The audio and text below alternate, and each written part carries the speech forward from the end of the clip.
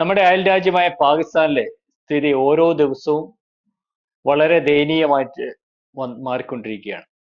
കഴിഞ്ഞ ദിവസങ്ങളിൽ ട്രെയിൻ തട്ടിയെടുത്ത കേസുമായിട്ട് ബന്ധപ്പെട്ട് രാജ്യത്തുടനീളം അല്ലെങ്കിൽ ലോകത്തുടനീളം അത്തരത്തിൽ ഒരു വാർത്ത വരികയും ആ വാർത്തയ്ക്കകത്ത് പാകിസ്ഥാൻ കൊടുക്കുന്ന വാർത്തയും അല്ലെങ്കിൽ വെളിയിൽ വരുന്ന വാർത്തയും തമ്മിൽ വളരെ പൊരുത്തമില്ലായ്മയൊക്കെ നമ്മൾ കണ്ടതാണ്. അതായത് വേറെ ഒന്നുമല്ല, ബലൂചിസ്ഥാൻ ആർമി അവർ പിടിച്ചിറക്കി വെച്ചിരിക്കുന്ന മേഖലയിൽ ഒരു ട്രെയിൻ തുരങ്കത്തിൽ വെച്ച് തട്ടിയെടുക്കുന്നു. അതിനകത്ത് ഏതാണ്ട് 500-നടുപ്പിച്ച് യാത്രക്കാരുണ്ടാകുന്നു. ആ യാത്രക്കാരെ അവർ ബന്ദികളാക്കുന്നു. അതിനുശേഷം സാധാരണക്കാരെയും സ്ത്രീകളെയും ഒക്കെ മോചിപ്പിച്ചിട്ട് പട്ടാളക്കാരെയും IS ഉദ്യോഗസ്ഥന്മാരെ അവിടെ കസ്റ്റഡിയിൽ വെച്ച് വിലപേശുന്ന ഒരു കാര്യമാണ് ആദ്യം കണ്ടത്.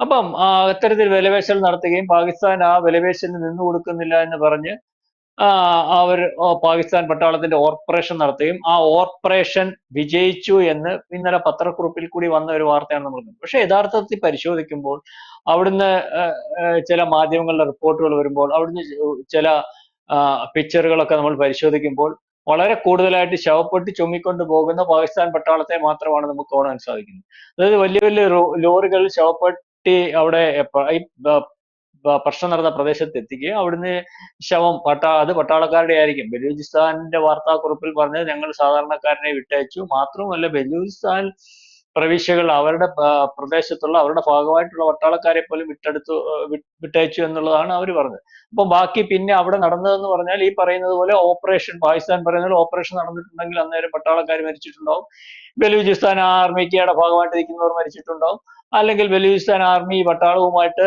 കൊമ്പ് കോർത്ത് അല്ലെങ്കിൽ അവരുടെ ആവശ്യങ്ങൾ നടത്താത്തതുകൊണ്ട് ഈ പറയുന്ന ട്രെയിനകത്തിരുന്ന ബന്ദികളെ വധിച്ചിട്ടുണ്ടാവും. ആ ബന്ദികളെന്ന് പറയുന്നത് തന്നെ നൂറിൽ പരം എന്നാണ് പറയുന്നത്. അതായത് 160ഓളം പട്ടാളക്കാരും IS ഉദ്യോഗസ്ഥരും ഉൾപ്പെടെയുള്ളവരുണ്ടായിരുന്നു. അപ്പം അത് അതിനകത്തൊരു വ്യക്തതയില്ല. ഏതാണ്ട് പാകിസ്ഥാനകത്ത് നമ്മുടെ ഇന്ത്യ മഹാരാജ്യത്തെ കൂട്ട് മാധ്യമ സ്വാതന്ത്ര്യം ഇല്ലാത്തതുകൊണ്ട് അവിടുന്ന് വരുന്ന റിപ്പോർട്ടുകളും അവർ വെളിയിൽ കൊടുക്കുന്ന റിപ്പോർട്ടുകളും ഒക്കെ ഉണ്ട്.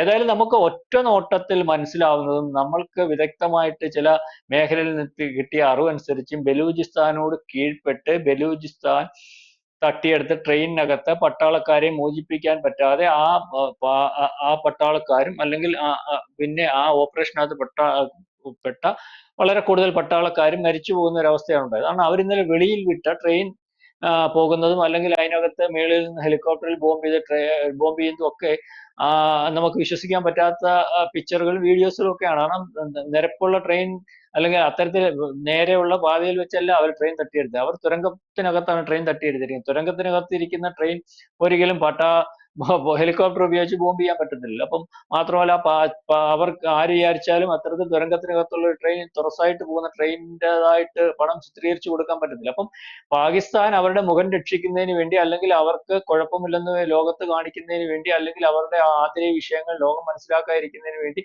അവരുടെ ബലഹീനതയും പട്ടാളത്തിന്റെ ബലഹീനതയും ലോകത്ത് മനസ്സിലാക്കാതിരിക്കുന്നതിന് വേണ്ടി ചെയ്ത ചെയ്തികളൊക്കെയാണ്. ഏതായാലും ഇന്ന് വരുന്ന വാർത്ത എന്ന് പറഞ്ഞാൽ ഇന്നലെ ബലൂചിസ്ഥാൻ ഈ പറയുന്ന 100-500 പട്ടാളക്കാരെ കൊന്നു എന്ന് വിചാരിക്കുമ്പോൾ ഇന്ന് ഈ പറയുന്ന താലിബാൻ അവിടെ കയറി പട്ടാള ക്യാമ്പുകൾ ഉൾപ്പെടെ കത്തിച്ചു പോകുന്ന ഒരവസ്ഥയാണ്. അതായത് വളരെ കൂടുതലായിട്ട് പട്ടാള ക്യാമ്പുകൾ താലിബാൻ ആക്രമിക്കും. താലിബാൻ എന്ന് പറഞ്ഞാൽ ആരാണെന്ന് അറിയാമോ? താലിബാൻ എന്ന് പറഞ്ഞാൽ അഫ്ഗാനിസ്ഥാനുമായിട്ട് ബന്ധപ്പെട്ടിരിക്കുന്ന അല്ലെ അഫ്ഗാനിസ്ഥാൻ ഭരിക്കുന്നത് ഇപ്പൊ താലിബാനാണ്. മാത്രമല്ല ഈ ഖൈബർ പത്തുങ്ക മേഖല അവരുടെ ഭാഗമാണെന്ന് കണ്ട് വളരെ കാലം കൊണ്ട് അവർ യുദ്ധം ചെയ്യുന്നുണ്ട്. അപ്പൊ ആ മേഖല ഏതാണ്ട് പൂർണ്ണമായിട്ട് അവരുടെ കയ്യിൽ തന്നെയാണ് ഇരിക്കുന്നത്. അവിടെ പട്ടാള ക്യാമ്പുകൾ പോലും ഇല്ല, അല്ലെങ്കിൽ പട്ടാള പോസ്റ്റുകളിൽ നിന്ന് പോലും പട്ടാളക്കാരെ അടിച്ചോടിക്കുന്ന ഒരു അവസ്ഥയാണ്. അപ്പൊ ആ പ്രദേശം ഇപ്പൊ പറഞ്ഞാൽ പാകിസ്ഥാന്റെ കൈവശം ഇല്ല, അല്ലെങ്കിൽ പാകിസ്ഥാന്റെ നിയന്ത്രണത്തിലല്ല. അപ്പം ആ താലിബാൻ തന്നെയാണ് ഇന്നലെ ബലൂചിസ്ഥാന്റെ ആക്രമണത്തിന് ശേഷം ഈ ബലൂചിസ്ഥാൻ പ്രവിശ്യ ബലൂചിസ്ഥാന്റെ ഭാഗമായിട്ട് നിൽക്കുമ്പോൾ, വളരെ കൂടുതൽ പ്രദേശം അവരുടെ ഭാഗമായിട്ട് നിൽക്കുമ്പോൾ ബലൂചിസ്ഥാൻ വിട്ടുപോയാൽ പാകിസ്ഥാന്റെ ഒരു വളരെ 40% പോകുന്ന ഒരവസ്ഥ വരുമ്പോൾ ഖൈബർ പത്തുങ്ക മേഖലയിൽ നിൽക്കുന്ന താലിബാൻ ആ പ്രദേശത്ത് ആധിപത്യം ഉണ്ടെങ്കിൽ പോലും ആ പ്രദേശത്തെ ആധിപത്യത്തെ അല്ലെങ്കിൽ അത് വെച്ചുകൊണ്ട് തന്നെ കൂടുതൽ ഭാഗത്തേക്ക് കടന്നു കയറുന്നതായിട്ടാണ് നമുക്ക് മനസ്സിലാകുന്നത്. അതായത് സൈനിക ക്യാമ്പുകൾ എന്ന് പറഞ്ഞാൽ ഇപ്പൊ നമ്മൾ എത്ര പറയുമ്പോഴും ലോകത്തെ 15 രാജ്യങ്ങളിലെ ഏറ്റവും കൂടുതൽ സൈനിക ബലമുള്ള രാജ്യമായിട്ട് പണ്ട് പറഞ്ഞുകൊണ്ടിരുന്ന രാജ്യമാണ് ഈ പാകിസ്ഥാൻ എന്ന് പറയുന്നത്. അത് അവിടുത്തെ പട്ടാളം അത്ര മോശമൊന്നുമില്ല. ഇന്ത്യയുമായിട്ടൊക്കെ തുലനം ചെയ്യുമ്പോൾ വളരെ പുറകിൽ നിൽക്കുമെങ്കിലും ബാക്കി പല യൂറോപ്യൻ രാജ്യങ്ങളുമായിട്ടും ഒക്കെ തുലനം ചെയ്യുമ്പോൾ അവിടുത്തെ പട്ടാളമൊക്കെ ശക്തി. ആ പട്ടാളമാണ് ഇന്ന് പ്രോക്സി ഗ്രൂപ്പുകൾ എന്ന് നമുക്ക് വേണമെങ്കിൽ വിളിക്കാവുന്ന ഈ പറയുന്ന അരക്കിൻ ആർമിയുടെ മുമ്പിലും അല്ലെങ്കിൽ ഈ തെഹ്രീകെ താലിബാന്റെ മുമ്പിലും അല്ലെങ്കിൽ ബലൂചിസ്ഥാന്റെ മുമ്പിലും ഒക്കെ തോറ്റു തുന്നം പാടുന്ന ഒരു അവസ്ഥയിലേക്കും ആ രാജ്യം അവരുടെ മുമ്പിൽ അവരുടെ വരുതിക്ക് നിൽക്കുന്ന ഒരു അവസ്ഥയിലേക്കും വരുന്നു. അപ്പൊ താലിബാൻ കയറി വളരെ കൂടുതൽ പട്ടാള ക്യാമ്പുകൾ ആക്രമിക്കുമ്പോൾ അവിടുന്ന് സൈന്യത്തിൻ്റെതായിട്ടുള്ള വാർത്താക്കുറിപ്പ് അല്ലെങ്കിൽ അത്തരത്തിൽ വാർത്താക്കുറിപ്പ് വരുന്നത് ജിയോ ന്യൂസ് എന്ന് പറയുന്ന പട്ടാള സൈന്യത്തിന്റെ വാർത്താക്കുറിപ്പ് വരുന്നതെന്ന് പറഞ്ഞാൽ 16 ഭീകരന്മാരെ അല്ലെങ്കിൽ താലിബാൻ ഭീകരന്മാരെ കൊന്നു എന്നുള്ളതാണ്. താലിബാൻ ഭീകരന്മാരെ 14 പേരെ കൊന്നാൽ അവര് അത്തരത്തിലൊരു വാർത്ത കൊടുക്കുന്നത് വീണ്ടും ഞാൻ പറഞ്ഞതുപോലെ അവർക്ക് മുഖം രക്ഷിക്കുന്നതിന് വേണ്ടിയാണ്. താലിബാൻ എന്ന് പറയുന്ന തെഹ്രീകെ താലിബാൻ എന്ന് പറയുന്ന താലിബാന്റെ ഭാഗമായിട്ട് നിൽക്കുന്ന ഭീകര സംഘടന ഈ പറയുന്ന പാകിസ്ഥാനിൽ പല പ്രദേശങ്ങളിലും പാകിസ്ഥാൻ പട്ടാളവുമായിട്ട് വളരെ വലുതായിട്ട് യുദ്ധം ചെയ്യുന്ന ഒരു ബലൂചിസ്ഥാന്റെ യുദ്ധം ചെയ്യുന്ന ഒരു ഭാഗമായിട്ട് മാറിയിട്ടുണ്ട്. അതായത് കഴിഞ്ഞ ദിവസം അവരിറക്കിയ അല്ലെങ്കിൽ തിട്ടൂരം അവരിറക്കിയ ഒരു നിയമം നമ്മൾ അല്ലെങ്കിൽ രാജ്യത്ത് ഇറക്കിയ ഒരു നിയമം നമ്മൾ കണ്ടതാണ്. അതായത് ഇവിടെയുള്ള ഏതാണ്ട് 8 ലക്ഷോളം വരുന്ന താലിബാൻകാർ ഉടനെ രാജ്യം വിട്ടു പോകണം. അനധികൃതമായിട്ട് രാജ്യത്തുള്ള താലിബാൻകാർ ഉടനെ രാജ്യം വിട്ടു പോകണം. അതിന്റെ അർത്ഥം ഏതാണ്ട് 8 ലക്ഷം പേരോളം അനധികൃതമായിട്ട് താലിബാൻകാർ ഈ പറയുന്ന ഖൈബർ പത്തുങ്ക മേഖല ഉൾപ്പെടെ പാകിസ്ഥാന്റെ പകല മേഖലയിലും ഉണ്ട്. ആ പറയുന്ന ആൾക്കാരൊക്കെ ഏതാണ്ട് ഭൂരിപക്ഷം പേരും ഈ തെഹ്രീകെ താലിബാനിന്റെ ഭാഗമായിട്ട് നിൽക്കുന്നവരാണ്. അതായത് അഫ്ഗാനിസ്ഥാന്റെ താല്പര്യങ്ങൾ പാകിസ്ഥാനിൽ സംരക്ഷിച്ചു പോകുന്നതിനും അഫ്ഗാൻ പറയുന്ന മേഖലകളൊക്കെ അഫ്ഗാൻ പറയുന്ന പാകിസ്ഥാൻ മേഖലകളൊക്കെ അവരുടെ ഭാഗമാക്കുന്നതിന് വേണ്ടി വെളിയിൽ നിന്ന് താലിബാൻ സൈന്യം യുദ്ധം ചെയ്യുമ്പോൾ അകത്ത് നിന്ന് പാകിസ്ഥാനിനകത്ത് യുദ്ധം ചെയ്യുന്ന അതേ വലിപ്പത്തിൽ യുദ്ധം ചെയ്യുന്ന അതേ സൈനിക ശക്തിയുടെ സ്വഭാവത്തോട് യുദ്ധം ചെയ്യുന്ന ഭീകര ഗ്രൂപ്പുകളാണ്. അപ്പൊ ഇവരിന്ന് കയറി പാകിസ്ഥാനിലെ സൈനിക താവളങ്ങൾ ആക്രമിക്കണമെങ്കിൽ ഒരുപക്ഷെ ചാവേർ ആക്രമണമോ അല്ലെങ്കിൽ സൈനിക ആക്രമണം ഒക്കെ ആയിരിക്കും. ചാവേർ ആക്രമണം ബലൂചിസ്ഥാനാണ് കൂടുതലായിട്ട് നടത്തിക്കൊണ്ടിരിക്കുന്നത്. ഇവർക്ക് സൈനിക ആക്രമണം തന്നെയാണ്. അപ്പൊ അവരുടെ ബലം എത്രത്തോളം ഉണ്ട്, പാകിസ്ഥാൻ എത്രത്തോളം പിടിച്ചു നിൽക്കാൻ പറ്റാത്തൊരു അവസ്ഥയാണ് അവരുടെ രാജ്യത്തുള്ളത്. അപ്പൊ പാകിസ്ഥാൻ എത്രത്തോളം തകർന്നിട്ടുണ്ട്. നമ്മൾ ഈ പറയുന്ന പോലെ പാകിസ്ഥാൻ ഇപ്പോൾ അനുഭവിക്കുന്ന ഒരു അവസ്ഥ എന്ന് പറഞ്ഞാൽ പാകിസ്ഥാൻ നമ്മൾ നേരത്തെ പല ടോക്കുകളിലും പറഞ്ഞതുപോലെ പാകിസ്ഥാൻ പിളർന്നു പോകുന്ന ഒരു അവസ്ഥയുണ്ട്. ഈ ഖൈബർ പത്തുങ്ക മേഖല പിളർന്നു പോകുന്ന ഒരു അവസ്ഥ വന്നാൽ 40% പാകിസ്ഥാന് പോകും. അതുപോലെ അല്ല ഖൈബർ പത്തുങ്ക മേഖല പിളർന്നു പോയാൽ അഫ്ഗാൻ പറയുന്നത് പോലെ ആ പിളർന്നു പോയ വളരെ വലിയൊരു വലിപ്പത്തിൽ അല്ലെങ്കിൽ അവരുടെ എക്കണോമിക് കോറിഡോർ ഉൾപ്പെടെയുള്ളത് ഈ പറയുന്ന ഖൈബർ പത്തുങ്കൽ മേഖലയിൽ കൂടിയാണ് പ്ലാൻ ചെയ്യുന്നത്.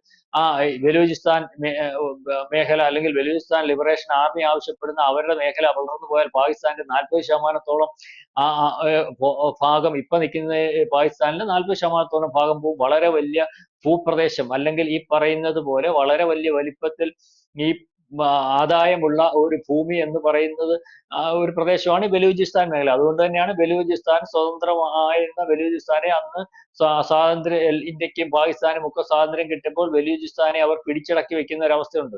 ബലൂചിസ്ഥാൻ മോചനം എന്ന് പറയുമ്പോൾ ബലൂചിസ്ഥാന് പെട്ടെന്ന് നടത്തിയെടുക്കാൻ പറ്റാത്തതുപോലെ പാകിസ്ഥാനും തലവേദനയുണ്ട്. ബലൂചിസ്ഥാൻ പാകിസ്ഥാനിൽ ചുറ്റപ്പെട്ട് കിടക്കുന്ന ഒരു സംവിധാനം. എത്രത്തോളം ബലൂചിസ്ഥാൻ പാകിസ്ഥാനിൽ നിന്ന് വിട്ടുപോകുന്നതിന് വേണ്ടി ബലൂചിസ്ഥാന് ബുദ്ധിമുട്ടുണ്ടോ, ഈ ചുറ്റപ്പെട്ട് കിടക്കുന്നത് കൊണ്ട് അത്രത്തോളം ബലൂചിസ്ഥാൻ ശക്തമാകുമ്പോൾ പാകിസ്ഥാൻ പ്രശ്നമുണ്ട്. നമുക്ക് ബംഗ്ലാദേശിന്റെ ബോർഡർ ഏതാണ്ട് 4200 കിലോമീറ്റർ വരുമ്പോൾ നമ്മൾക്കുണ്ടാകുന്ന ബുദ്ധിമുട്ട് പോലെ തന്നെ ബംഗ്ലാദേശ് ഇന്ത്യയുടെ പരിധിക്ക് നിൽക്കേണ്ട ഒരു അവസ്ഥ വരുന്നതും അതുകൊണ്ടാണ്. അപ്പം ഈ പറയുന്ന പാകിസ്ഥാനകത്ത് ഖൈബർ പത്തുങ്ക മേഖലയും അല്ലെങ്കിൽ ബലൂചിസ്ഥാൻ മേഖലയും ഒക്കെ മോചനം പ്രാപിക്കുന്ന ഒരവസ്ഥ വരുമ്പോൾ ഖൈബർ പത്തുങ്ക മേഖല മോചനം പ്രാപിക്കുമ്പോൾ ഈ പറയുന്ന പാകിസ്ഥാന് ഇപ്പോഴും POKയിൽ പാകിസ്ഥാന് യാതൊരു സ്വാധീനവും ചെലുത്താൻ പറ്റാത്തൊരവസ്ഥയുണ്ട്. അല്ലെങ്കിൽ അവിടുത്തെ പട്ടാളക്കാരെ അവിടെ ചെല്ലുമ്പോൾ ഈ പറയുന്ന ബലൂചിസ്ഥാനികളിൽ നിന്ന് പാക് കാശ്മീർ കൊന്നുകളയുന്ന ഒരു അവസ്ഥയുണ്ട്. ഇപ്പോഴും അവരുടെ സ്വാധീനം വളരെ കുറഞ്ഞിരിക്കുന്ന അവസ്ഥ അല്ലെങ്കിൽ സ്വതന്ത്രമായിട്ട് നിൽക്കുന്ന ഒരവസ്ഥ. എന്നാലും പാകിസ്ഥാൻ അവിടെ നിയന്ത്രിക്കുന്നത് അവിടുത്തെ ഈ പറയുന്ന പ്രസിഡന്റിനെ ഒക്കെ തീരുമാനിക്കുന്ന പാകിസ്ഥാൻ. അപ്പൊ ഈ പറയുന്ന ഖൈബർ പത്തുങ്ക മേഖല സ്വതന്ത്രമായിട്ട് അല്ലെങ്കിൽ താലിബാന്റെ കസ്റ്റഡിയിൽ വരുന്ന ഒരു അവസ്ഥ വന്നാൽ ബലൂചിസ്ഥാൻ സ്വതന്ത്രമാകുന്ന അല്ലെങ്കിൽ ഏകദേശം സ്വതന്ത്രമായി നിൽക്കുന്ന ഒരു അവസ്ഥ വന്നാൽ ഈ പറയുന്ന POK പാക് ഒക്കുപ്പൈഡ് കാശ്മീർ എന്ന് പറയുന്ന കാശ്മീർ ഇന്ത്യക്ക് ഈസി ആയിട്ട് യുദ്ധം ചെയ്യാതെ ഇന്ത്യയുടെ കൂടെ ഇപ്പോൾ അവർ ആഗ്രഹിക്കുന്ന പോലെ ചേർന്ന് പോകുന്ന ഒരു രീതിയിലേക്ക് വരും.